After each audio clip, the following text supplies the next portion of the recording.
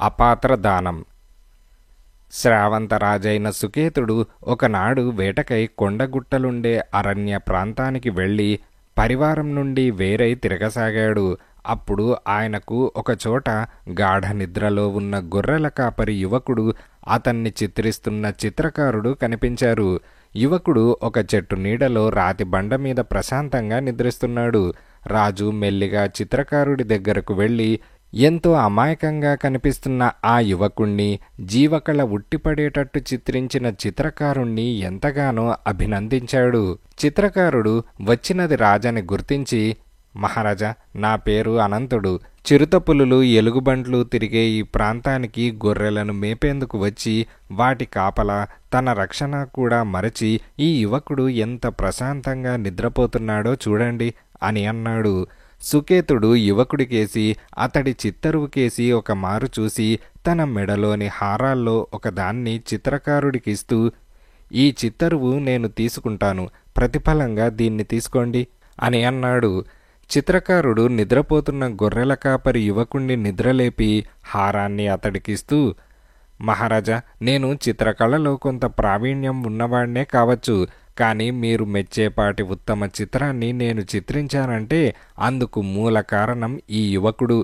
ఏదో ఒక సుందర దృశ్యాన్ని చిత్రించాలని ఈ ప్రాంతానికి వచ్చిన నాకు పట్టపగలు అరణ్య మధ్యంలో ఇంత నిశ్చింతగా నిద్రపోగలిగేవాడు చాలా మంచివాడనిపించి చిత్రించాను.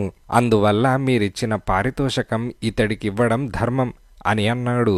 అప్పుడు సుకేతుడు తన వేలి వజ్రాల ఉంగరాన్ని చిత్రకారుడికిస్తూ, మీరు మరొక మంచి చిత్రాన్ని చిత్రించి నాకిచ్చే వరకు ఆ విషయాన్ని ఈ ఉంగరం మీకు గుర్తు చేస్తూ ఉంటుంది అని అన్నాడు.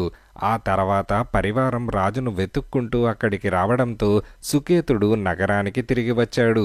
ఇది జరిగిన 25 ఏళ్లకు అనంతుడు రాజు సుకేతుడి ఆస్థానానికి రావడం జరిగింది. ఆ సమయంలో రాజు గొలుసులతో బంధింపబడి ఉన్న ఒక బందిపోటు దొంగకు మరణదండన విధించి దాన్ని మరుసటి రోజు అమలు పరచవలసిందిగా భటులకు ఆజ్ఞయిస్తున్నాడు. అనంతుడు ఆ బందిపోటు కేసి పరీక్షగా చూస్తున్నంతలో రాజు అతన్ని గుర్తించి, చిత్రకారులకు ఆహ్వానం, మరేదైనా మంచి సజీవ చిత్రాన్ని చిత్రించి తీసుకువచ్చారా అని అడిగాడు. అనంతుడు భటులు కారాగారానికి తీసుకుపోతున్న బందిపోటు దొంగను రాజుకు చూపుతూ, మహారాజా, కాఠిన్యం, పశుత్వం మనిషిలో ఎంత ఉన్నత స్థాయికి చేరగలదో చెప్పడానికి ఆ దొంగ ముఖంలోని క్రౌర్యమే మంచి ఉదాహరణ. అతడి చిత్రాన్ని సజీవంగా చిత్రిస్తాను, అనుమతించండి అని అనగానే రాజు అందుకు అంగీకరించాడు. అనంతుడు బందిపోటు దొంగ ఉన్న కారాగారానికి వెళ్ళాడు. దొంగ అతన్ని చూస్తూనే కనుబొమ్మలు చిట్లించి తల పక్కకు తిప్పుకున్నాడు. అనంతుడు తను వచ్చిన పని వాడికి చెప్పాడు. దొంగ మారు మాట్లాడకుండా అనంతుడు కోరిన విధంగా కొంతసేపు కదలకుండా కూర్చొని అతడికి సహకరించాడు. ఆ కారణం వల్ల చిత్రం త్వరలోనే పూర్తయింది. అనంతుడు ఇందుకు చాలా సంతోషించి బందిపోటు దొంగకు 25 ఏళ్ల క్రితం రాజు తనకిచ్చిన వజ్రాల ఉంగరాన్ని ఇవ్వబోయాడు. అయితే దొంగ దాన్ని తిరస్కరిస్తూ, అయ్యా, నేనెవరైంది తమరు గుర్తించలేదా అని అడిగాడు. ఆ ప్రశ్నకు అనంతుడు ఆశ్చర్యపోయి గుర్తించలేదన్నట్టు తల ఊపాడు.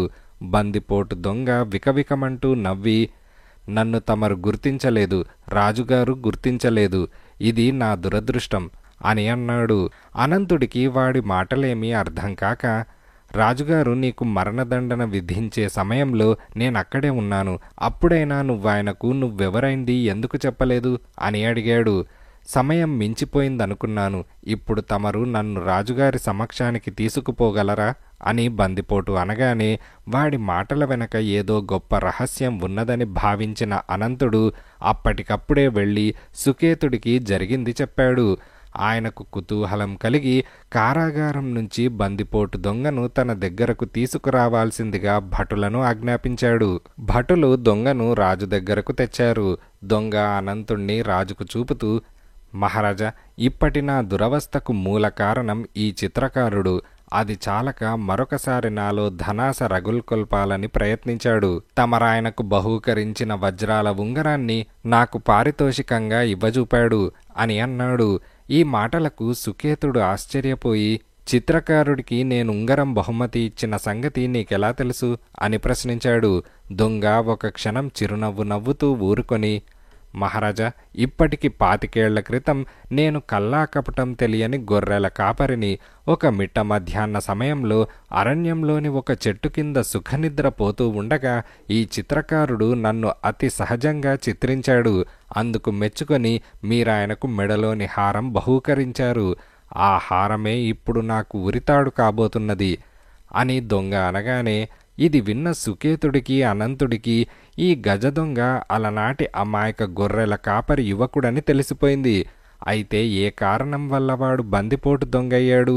సుకేతుడు ప్రశ్నించగా దొంగ ఇలా చెప్పాడు. మహారాజా, మీరు చిత్రకారుడికిచ్చిన హారాన్ని ఆయన నాకివ్వడం జరిగింది. దాన్ని తిమ్మాపురం అనే చిన్న పట్టణంలో ఒక నగల వర్తకుడికి అమ్మజూపాను. నా వేష భాషలు గమనించిన అతడు నన్ను దొంగ అని కొత్వాలుకు అప్పగించాడు. కొత్వాలు నేను చెప్పిందంతా కట్టుకథ కింద జమకట్టి ఖైదులో పెట్టాడు. అక్కడి దొంగలతోటి నా పరిచయం క్రమంగా స్నేహంగా మారింది. దానితో నేను శాశ్వతంగా బందిపోటుగా, హంతకుడుగా మారాను. బందిపోటు చెప్పిందంతా శ్రద్ధగా విన్న రాజు నివ్వెరపోయాడు. అరణ్య ప్రాంతాల్లో గొర్రెలను మేపుకుంటూ ఏ చీకు చింత లేకుండా కాలం వెళ్లబుచ్చుతున్న యువకుడు విలువైన హారం కారణంగా బందిపోటు దొంగయ్యాడు. సుకేతుడు ఇలా ఆలోచించి బందిపోటును, నువ్వు చేసిన ఘోర కార్యాలకేమైనా పశ్చాత్తాపపడుతున్నావా అని ప్రశ్నించాడు. ఆ ప్రశ్నకు బందిపోటు తలవంచుకొని, పశ్చాత్తాపపడుతున్నాను మహారాజా, కానీ రేపు చావనున్న నాకు అందువల్ల ప్రయోజనమేమున్నది అని అన్నాడు.